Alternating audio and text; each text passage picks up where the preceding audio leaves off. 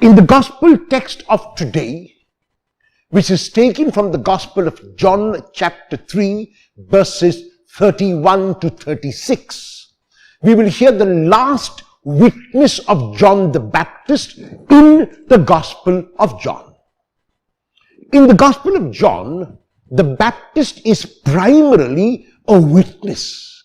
He witnesses to Jesus, he proclaims to people who Jesus is, and he leads people to Jesus.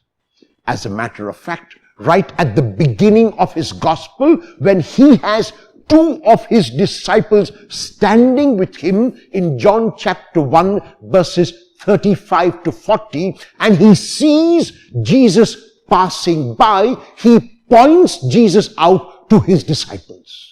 So John is really a martyr. John is really a witness. John is someone who leads people to Jesus, and in this last witness, he speaks about Jesus as having come from above. It is Jesus who has come from above, who is the pre-existent one, who is the vehicle of the Spirit, who is the Son of God, whom he proclaims.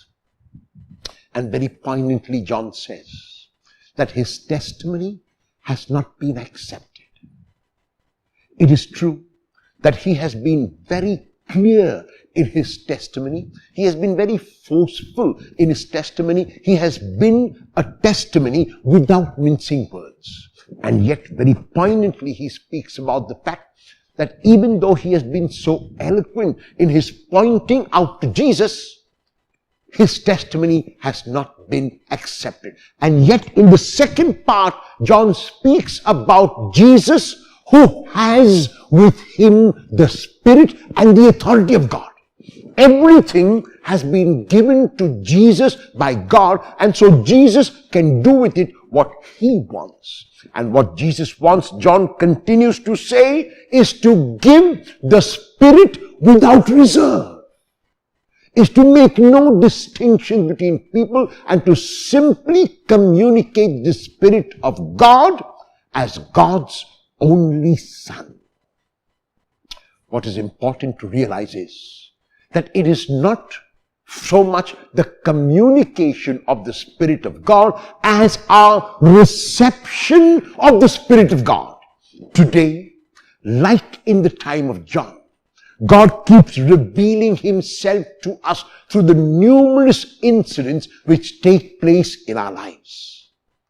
Because we have closed our hearts and our minds like the people at the time of Jesus, we are unable to witness and experience the communication of the Spirit.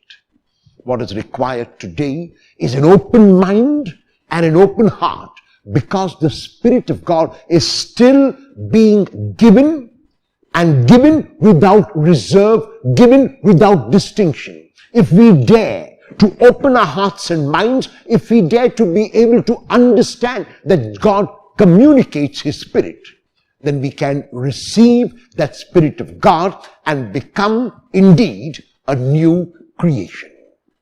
How will you show that you have opened your mind and heart to receive God's free Spirit?